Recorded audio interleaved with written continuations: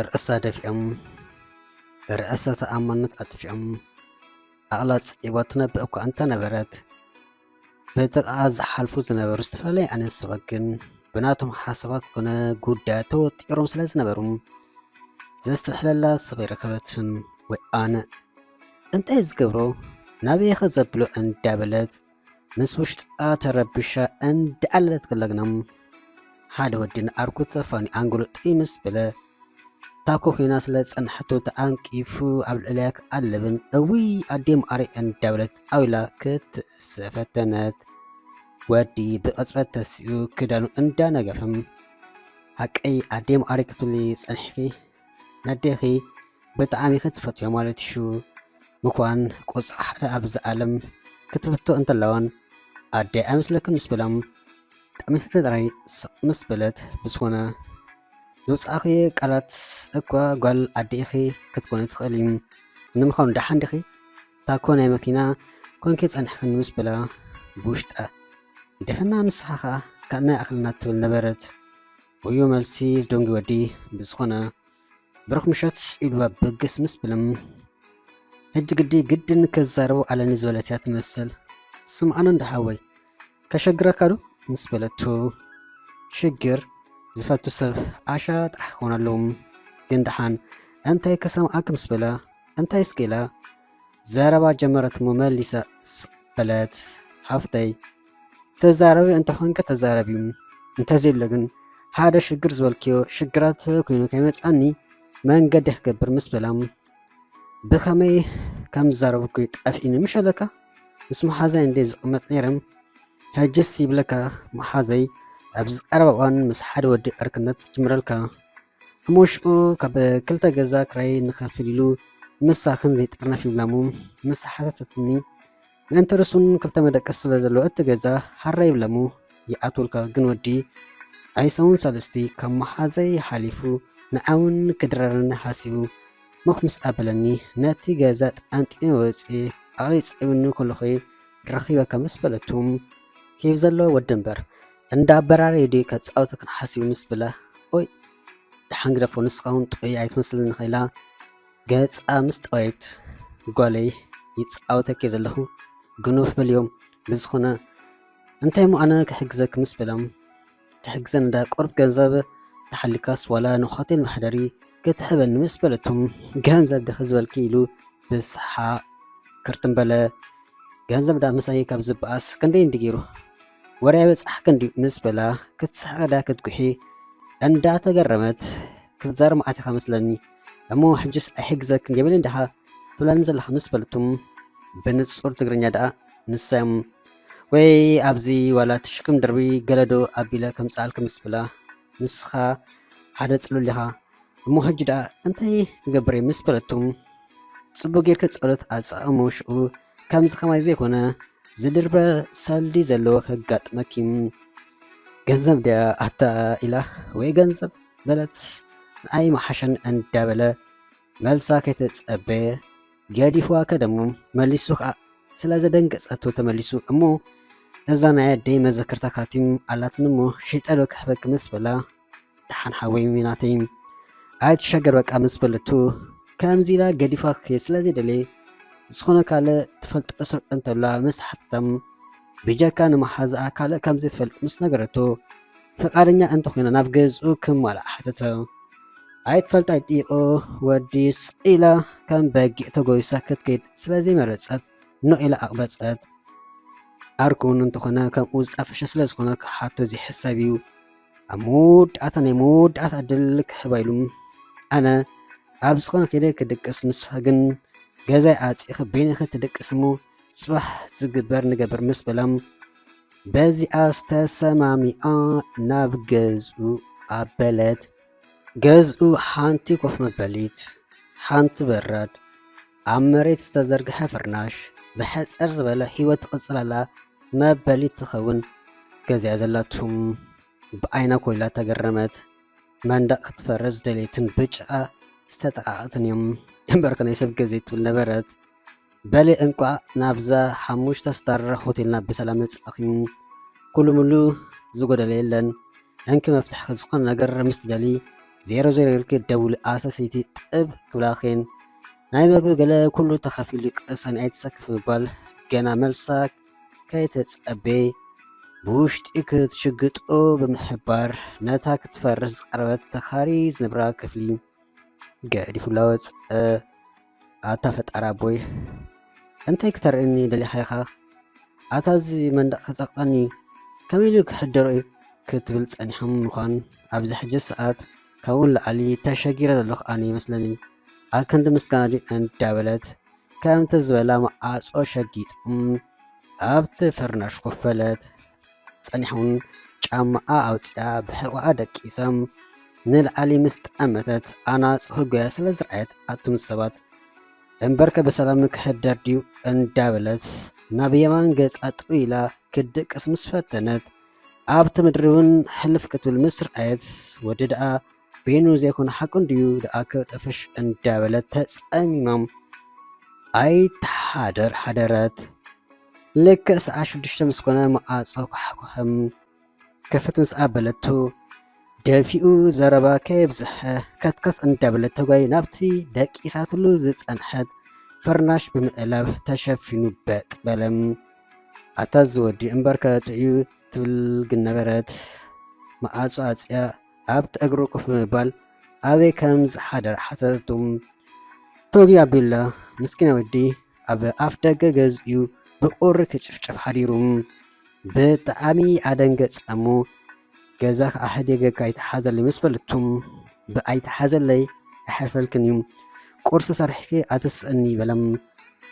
ናብታ ሓሂላ ዘይተከደነት ድስቲ ኣይና ሰደደት እሞ ኣብታ ኣብ ቋሓሰም ግዜ ጠሚትካ ትውዳእ ገዛ ሓንቲ ሽጉርቲ፣ ፍርቂ ጭዳድ ኮሚደረ፣ ክልተ ፍረጉእ ብማይ ዝተቃጠነ ዝመስል ክጽንቀቅ ቁሩብ ዝተረፎ ዘይትን ቁጻር በርበረ ሽሮ ተኣዘበት። ምስኡ ከዓ 2-3 እንጀራም ጫው ገለም እሞ እንታይ ክሰርሕ ምስ በለቶ እንተኽኢልክ ዳ ቅልዋ ምስ በላ ስጋ ኣለካ ዲ በለቶ ብገርሐም። ኣትጓል ግደፍና ባ ካብ ዝሓደርኮ ኣይትክፍእኒ እንታይ ገይረክ ምስ በላ እሞ እንታይ ክሰርሕ ምስ በለቶ ንሹ ምስ ጓል ኢኺ ሓሰስ ኢልኪ በቲ ዘሎ ድሌት ክግበር ምስ በላ ኣረበላይ ተሕረቕ እንዳበለት ብድድ ማለት እሞ ሽጉርቲ መትሂራ ናብታ ፍርቂ ኮሚደረ ምስ ኣበለት እተን ኣናፁ ስለ ዝተዘከርኦም ክትፍንፍን ግዜ ትፍአትን። ስምዓኑ ዶ ገዛ ክራይ ሓቀይ ዘካፍል ኣለካ ምስ በለቶ ኣታ ሓፍተይ ቅድሚ ሕጂ ንፋለጥ ዲና ምስ በላ እሞተን ኣናፁ ደኣ ምስ በለቶ ብስሓቅ እንዳመተ ንሰን ግደፍየን መካፈልቲ ሽግሬን መሳኪን ሓንሳ ሓንሳ ጾመንን ዝሓድረም ተማቂልና ንበልዕ ኸማን ኣስቤዛ እንተ ጸንሒኪ ዕድለኛ ኢኺ ምስ በላም እሞ ነዛ ፍርቂ ኮሚደረስ ንሳተንን በሊዕና ምስ በለቱ ምሳስ በዓልየ ዜናትን ኣይተሓብየን ከይቅየማ ምስ በላ በል ንድራር ድዩ ምሳሕ ክኾነን ገዲፈነላ ኣለኹም ንስኻስ ፍሉይኻ እንዳበለት ፈትፊታ ብሓባር ቆረፁ። በሊኦም ስወድኡ መደባ እንታይ ከም ዝኾነ ሓተታ ናብ ተብሎ ከም ዘይብላ ናይ ውሽጣ ገይራ ነገረቱም ክሳብ ዝኸውን ምስኡ ክትቅመጥ ሓተታ። እቲ መጀመርታ ኣብያቶካ እንተነበረት እዚ ኩሉ ገዝኡ ገዲፍሉይ ደገ ሓዲሩስ ኣይጎዳእን ኣብ ዝብል መደምደምታ ስለ ዝበፅሐት ተስማምዐት። ማርታን ዳዊትን እዮም ዝበሃሉ። ክልቲኦም ድማ ተሰዲዶም ኣብ ኣዲስ ኣበባ እዮም ዝቕመጡ። ዳዊት ናብ ዝተፈላለየ ሃገራት ክወፅእ ላዕልን ታሕትን ኢሉ ምዃን ኣብዩ ኣብኡ ይቃለስ ዘለዉ። ናይ ማርታ ግን ፍልይ ዝበለ ዛንታ እዩ። ማርታ ክዳን ከመን ካብቲ ትቅመጠሉ ዝነበረት ገዛ ክተምፅእ ተረኣይቱን መሓዘኦ ደው ኢላ ፀገማ እኳ እንተሓተታ ብጀካ ኣርሒቐ ከይደ ኣለኹ ኣይትሸቐን ምባል ካልእ ክትምልሰላ ኣይተሰምዐትን። ዳዊት ንቕድሚኡ እንዳኸደ ዝረኸበ ይሰርሕ ሕልፍ ኢሉ ከዓ ካብ ፈለቱ ድዩ ኣብቲ ዘሎ ቦታ ዝተለለዩ ካብ ቀዳማይ ዓለም ይሰድሉ እምበር ናተይ ዝብሎ ፍሉይ ኣቶ ይብሉን።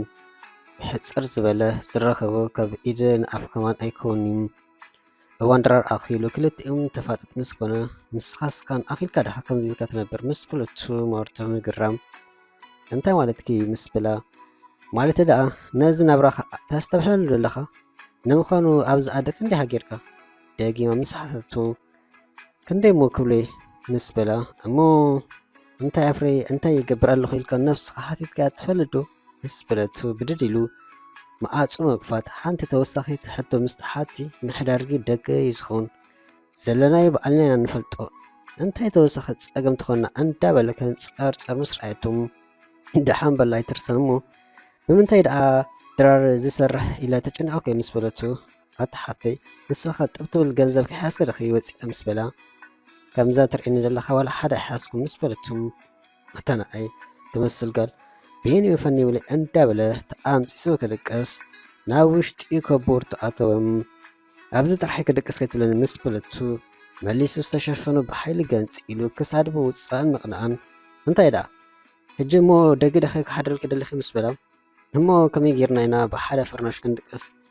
ገለዶ ኣነ ኣንፂፈ ፀጊ ኢለ ኣብዚ መሬት ክድቅስ ምስ በለቱ ሕጂ ኮፍሉጥ ተስክፈን ኢላ እኳ ከምኡ ትብል ዘላ እሞ የለን ኣብ ድሌት ደቅስ እንደበል ብውሽጡ ተሸፊኑ ክድቅስ ፈተነም ከብዶም እንዳንበሓቃ ንሱ ኣብቲ መሬት ተሰጢሑ ዝነበረ ፍርናሽ ንሳ ድማ ሓንቲ ረቀቐ ኣንሶላ መሳሊት ኣንፂፋ ኣብቲ መሬት ክድቅሱ ፈተኑ ይኹን እምበር ዝሓሊ ኮይና ፈፂማ ክድቅስ ኣይከኣለትን ከም ሕሱም ተገላበጠት ክሳብ ከቦርትኡ ከይተረፈ ገፈት ግን ስለሰምዓም ስለዝመንጠለን መሊሰ ኣዕለበጠት ወፈኢላ መውድኣታ ምስ ምራግና ናብቲ ፍርናሽ ከይዳ ሕቁኣ ብምሃብ ናቲ መሸፈንስ ሂባ ናብ ድቃስ ኣበለት ድሓን እተውን ድቃስ ስለዝሓገዘም በጠለት ንግሆ ክልቲኦም ብሓባሪም ከምዛ ዝተምሃሩ ዓይኖም ዝከፈቱ ማርቲ ነቲ ገዛ በኣት ብስምባደ ክልተ ገበርቱ ንሱ ኣኢሉ ኣየው እምበር ብናታ ውጨጫ ሰንቢዱ ነበረ ክልቲኦም ተሓቃቂፎም ነበሩ ክገላበጡ ኣብ መወዳእታ ከይተረድኦም ተላጊቦም ነበሩ ኣታ ስዲ እንታይ ክትገበር ተፀጊኢኸኒ እንዳበለት ሕርቃና ውፃትሉ ኣላማርት ነብሲ ኣብ ሓደ ፍርናሽ ደቂስና ዳ እንታይ ደለኺ ካብ ዝገርመካ እንተዚ ሓቅፍካኒ ኢልኪ ወጠት ትብለኒ ዝነበርክ ንስኺ ምስ በላ መናታ ኣነ ማርታስ ከምኡ ክገብር ምስ በለቶ እወኢሉ ሓንሳብ ከም ተማሰብ ምስ ገበራም ይፃወታ ከም ዘሎን ምናልባት ክገላበጡ ከምኡ ኣጋጢሙ ክኾን ከም ዝኽእል ዋላ ሓደ ዝቐረባ ከም ዘይብሉ ናይ ጓል ፀገም መዝሚዙ ዝጥቀም ሰብ ከም ዘይኮነን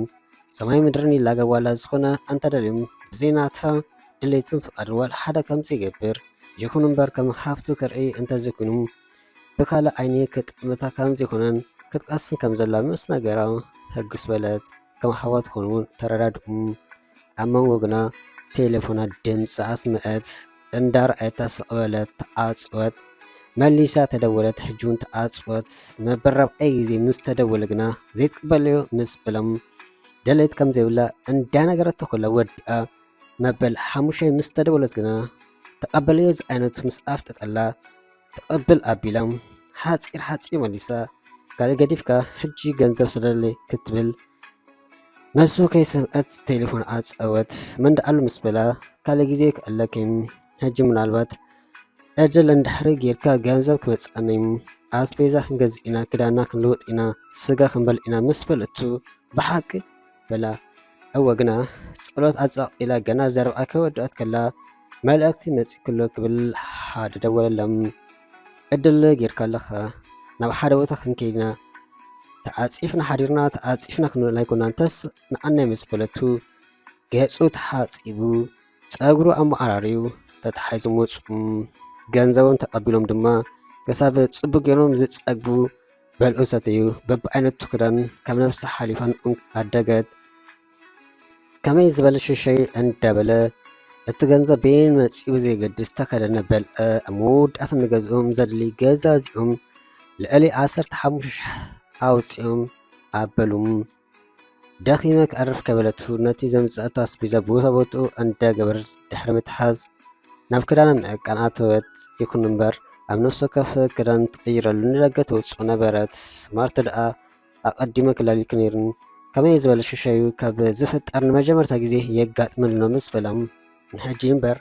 ተፀባይ ወድኻን ኣይበርሓኒ ንምዃኑ ዝኾነ ሞያ ኣለካ ዶ ምስ በለቱ ዝኾነ ከም ዘይብሉ ነገራ እሞ ከምዚኦም ጊዜኦም ንከንቱ ስቂሎም ዘባኹኑ ሰባት ኢኻ ማለት እዩ ብዝኾነ ካብ ድሕሪ ሕጂ ዝጠፍእ ግዜ ኣይክሕልውን ደስ ዝበለካ ሞያ ክትመሃር ኢኻ ሽዑ ሰጢልካ ስሩዕ ስራሕካ ትጅምር ምስ በለቱ ኣትማርቲ ገንዘብ ከምስ በለ ናይ ገንዘብ ፀገም የለን ክንደቲ ተሸጊረ ከለኹ ክትሕግዘኒ ዝተበገስካ ኣይኮኒ ወዲ ሰብ ኣብ ዝኾነ ኣጋጣሚ ካብ ዝኾነ ሰብ ማልስ ከይተፀበየ ዓቕሙ ዘፍቀደ ክሕግዝ ኣለዎ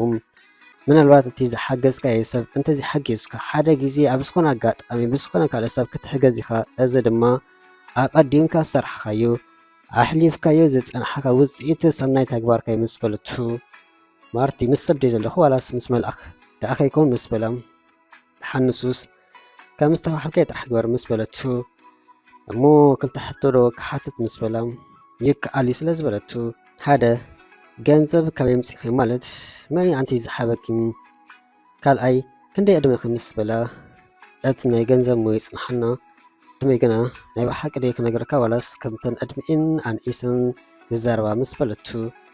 ኣላ ማርቲ ድሓነይ ብሓቂ ምስ በላ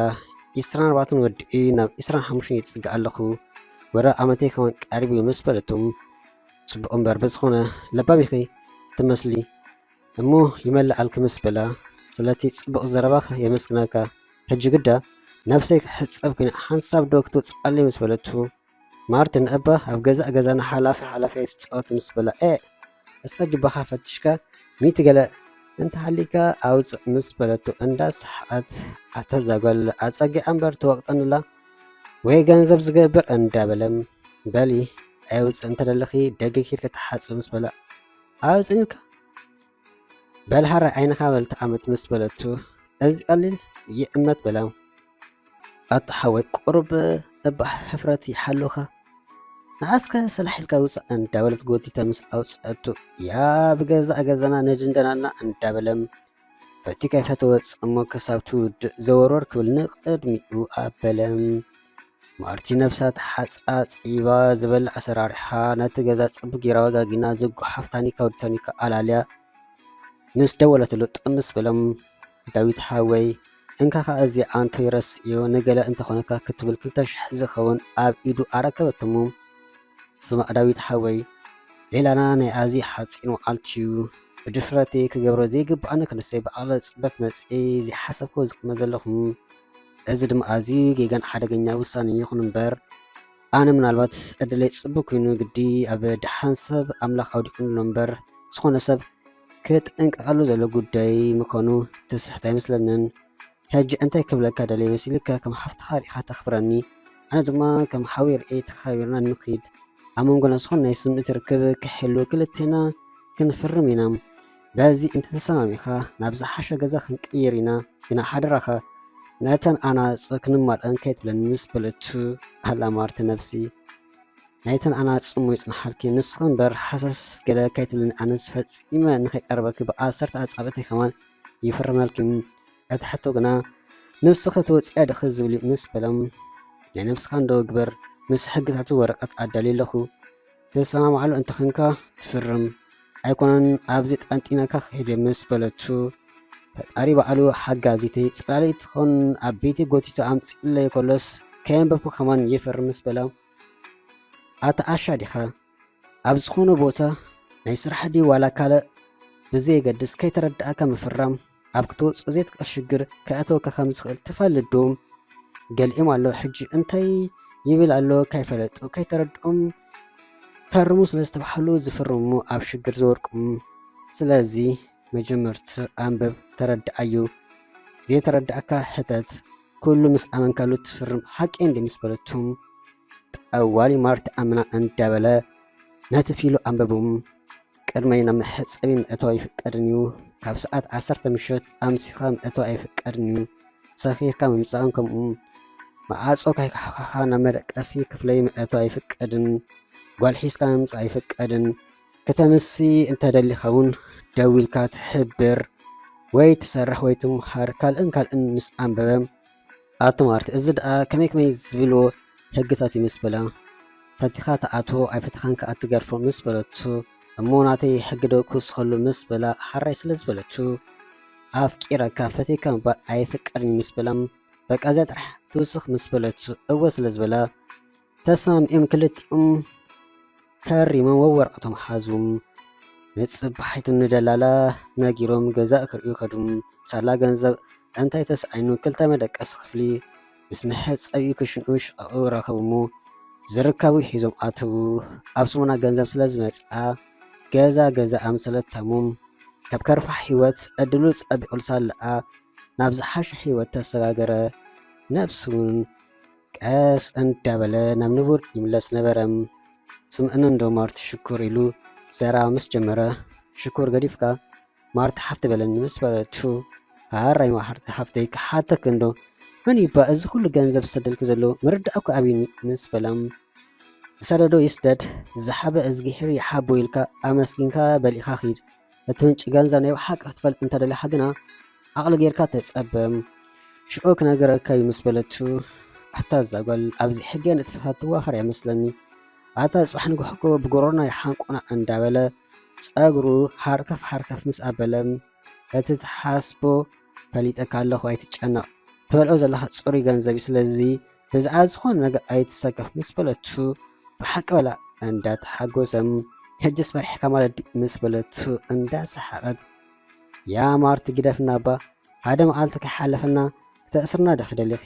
ብሰንኪ ድኽነተይ ምስ ስድራይ ተራሒቐ ከም ዘለኹ ትፈልጥ ዶ ንምዃኑ መሳክን ሓንቲ መዓልቲ ገይሩሎም ከማን ዘይፈልጥ ብስክፍታ ዝኣክል ድሓይ ኣጥፊ ማለት ኣብ ዓመት ሓንሳብ ድሓይ እንተገበርኪ እምበር ሰኣን ገንዘብ ተነፅለ ዝነብር ዘለኹ ምስ በሎም ዳዊት ሓወይ ስድራና ልዕሊ ኩሉ ዘልዮም ገንዘብ ዘይኮነ ድሓይና ስለ ዝኾነ ድሓይ ምግባር ኣይተቋረፅ ሕጂ ግና ዝንብባል ግደፍሙ ገንዘብ ከም ዝሰደድም ክንገብር ኢና ምስ በለቱ ብዘይ ልቡ ሓቒፉ ኣብ መእግብርታ ምስ ኣማ ስም ትጥሕስ ኣለኻ ግደፍ ካብዚ ገዛ ከይስግግ ምስ በለቱ ያ ካብ ሓጎሰይ ኣይበልፅኒ ዋላ ይሰግግ እንዳበለም ፈሻክሽክ በለሙ ማርቲ ሓፍተይ ሓደ መዓልቲ ናይ ዝኩሉ ክሕሰኪ ቀሰን ምስ በለም ንኣይ ዘይኮንካ ነብስኻ ክሓዝ ሰብ ኮይንካ ካብ ነብስኻ ሓሊፍካ ንካልኦት ኩን እግርን ኢድን ኣለካ ጥዕናውን ሙሉእ ዘይጉድል እዩ ስለዚ ካባኻ ዘድሊ ምብጋስ እንታይ እንተገበርኩ ይሓይሽ ኢልካ ምሕሳብ እዩ ሽዑ ሓሳብ ናብ ግብሪ ይልወጥ ምስ ተስፋ ምስ በለቱ ቀሰኒ ማርቲ ሓፍተይ ንኣኺ ዝኣመሰል ሽኮሪና ለጋስ ምጭቱ ጓለ ክሳብ ሕጂ ዝጥምታስ ኢና ለማለት ድዩ ምስ በላ እንታይ እዋኑ ካብ ሓደ ዘረባ ናብ ካልእ ነጢሩ እንዳገረማ ናተይ ዛንታ ብዙሕ እዩ ቀሲለ ድማ ክእለከ ንስኻ ከኣፍቃሪት ኣላትካ ወይ ኔራትካ ምስ በለቱ ኣፍቃሪት ኣይነበረትን ይብለኝ ድማ ንቅድመ ገና ምስ ተፈላለየ ኣሉለ ዜሬ ኣለ ከምሽ ስሕብ ኣቢልካ ገና ዘረብኦ ከይወድእ ከሎም ተረዲእካ ኣለኹ ከይትውድኦ ሓደ ሰዲእኻሞ ምስ በለቱ ኣላ ማርቲ ሓፍተይ ንኣኹን እኮ ኣምስ ገደፍኩን ነይረ ምሽ ኣለኪ ፀገምኪ ሽግርኪ ተጠቂመ ግና ኣይኮንኩን ድሌተይ ብፍታኺ ብድሌት ክንበር ምስ በላም ሽግር ጓል ኣንስተይቲ መዝሚዝካ ድሌትካ ክትገብር ዘይምሕሳብካ የመስግነካ ግን ኣነ ከምታ ስኢላ ተደቀስ ዓይነት ጓል ኣይኮንኩን ወስ ምስ ትብል ካልኣይ ግዜ ከምዘይ ትሰርሕ እየ ዝገብረካ ምስ በለቱ ጥፍ በልዮ ማርቲ ኣተ እንታይ ክትረኽቢ ዋእ ምስ በላ ኣታ ፈራሕ ይፃወተከ ዘለኹ ማዕረኽ እንድኦ እንተኾንካ ኣሪፍካ ዘይትቅመጥ ብዓብዪ ሕማም ኣሎ ዘይተደለይ ጥንሲ ከጋጥመካ ይኽእል ሽዑ ነቲ ውለድካ ዓይነት ኢልካ ዲኻ ክትካሕድ ምስ በለቱ ማርቲ ኣርእስቲ ንቀይር ዘረባ ክይብርትዓን ኣሎ እንዳብላ ኩሉ ቴሌፎን ስለ ዝተደወለትሉ ትቅብል ኣቢሉ ሄሎ ሮቢ ኣርኬ ተጣፊና ዶ ሓቂ ምስ በሉ ተጣፊና ጥራይ ኣብያ ኣለኻ ሕጂ ክመፅኣካ ምስ በሉ ኣነስኻን ሕጂ ደረጃና በቢኑ ፍልልይና ናይ ሰማይ ምድርን እዩ ስለዚ ይትረፍካ በብዘለና የደኣ ምስ በሉ እንዳሰሓቐ ብሓቂ ስከበል እንታይ ደኣ ተራኺቡ ምስ በሉ ድሓን ገዛ ጥራሕ ምፃእ እንዳበለ ናብ ማርቲ ምስ ጠመተ ይምፃ ዝዓይነቱ ምስ ጠመትቱም ግና ኣብታ ንግጥማ ገዛ ከይመስለካ ኣድራሻ ክትፅሕፈልካየ ምስ በፅሕካ ደውለሉ ቴሌፎን ኣፅበ ሮቢ በቲ ዝተሓበሮ ኣድራሻ መሰረት ምስ መፅእ ሒዞን ውሽጢ ገዛ ምስ ኣትወ ናይቲ ገዛ ምፅባቕ እንዳተገረመ ኩሉ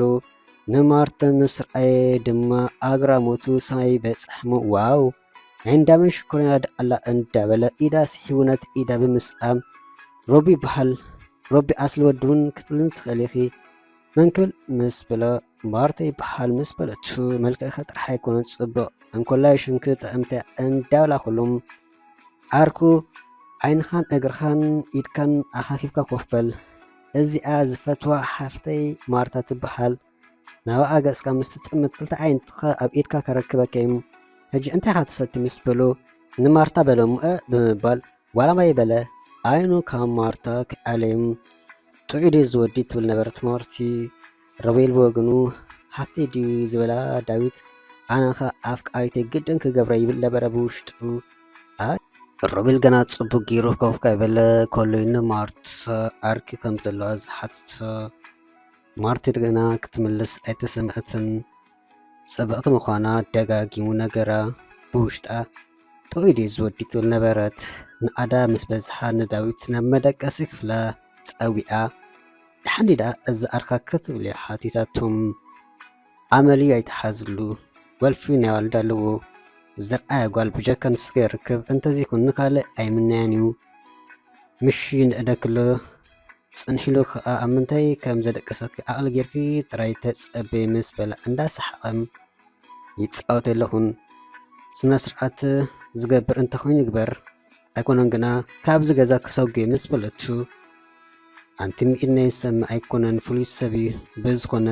መልሓሱ ነዋሕ ስለ ዝኾነት ምጥንቃቕ ከለይኩም ምስ በሎም ማርቲ መን ምዃነይ ኣይትፈልጥን ኢኻ ገለ መሓሰስ ክብል ይፈትን እንታይ ከም ዘጋጥሞ ሽዑ ክትርኢኸም ክብረት ጓል ኣንስተይቲ ስቂልካ ምትንካፍ ኣይኮነን ምስ በለቱ ክብረት ክንተሓሊኺ ክብረኺ ዝትንክፍ ሰብ የለን ባዕልኺ ናይ ፎኮስኮስ ምልክት እንታሪእኸ ግና እቲ ጌጋ ኣብኡ ዘይኮነ ዘሎ ኣባኺም ገጽ እንተኸሊእኺ ኣይቀርበክን እዩ ገጽ እንተሒብኪ ግዳ ምእላብኪ ናብዛ ኣራትኪ ንናይ ግዳ በይኑ ገዲፍ ነይሉ ናብቲ ሳሎን ተመልሰም ካብቲ ኣብ ቀድሚኡ ዝተቐረበ መግቢ ሮቤል ግና ንማርቲ ክጥምት ዝመረፀ ዝመስል ስኢሉ የፍጥጠላ ነበረ ስምዓን እንዶ ሮቤል ኣብ ገጽ እንታይ ኣሎ ድዩ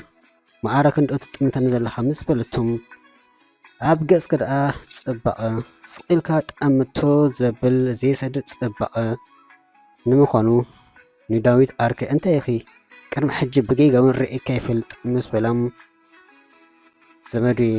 ኣይትፈልጥንን ይኸኢላ ገጽ ኣጠወይት ዳዊት ኣርከይ ዘመድካ ኮራይታ ትመስል ምስ በሎም እግርኻን ኢድካን ኣኪብካ ዝተቐረበልካ በልዒኻ ሰላሒልካ ትወፅእ ካልእ ምስ ትሓስብ ኣነን ንስኻን ክንበኣስ ኢና ምስ በሎ እንታይ ኣብኡ ኣባፅሕና ኢሉ ትንበለ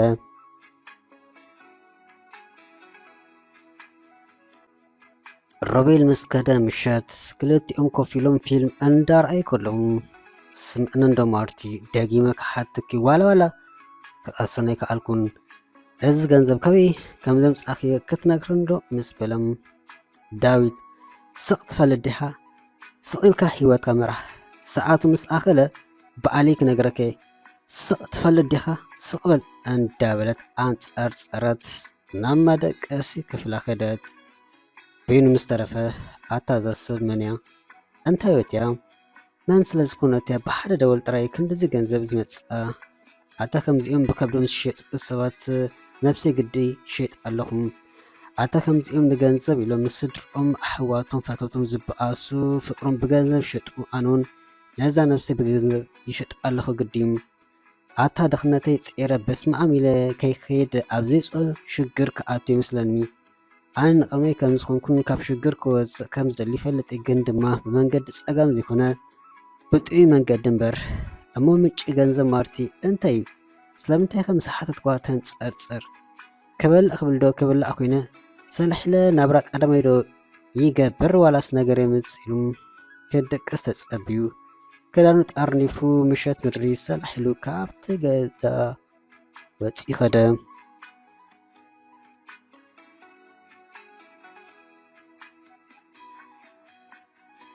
ንጽባሕት ማርቲ ብንጉሕ ተስኣ ክንስኩን ቁርሲ ሰሪሓ ሻይ ኣፍሊሓ ዳዊት ክትብል ሰዓት 8 ፍርቓን ከባቢ መደቀሲ ክፍሉ ሓኩሓት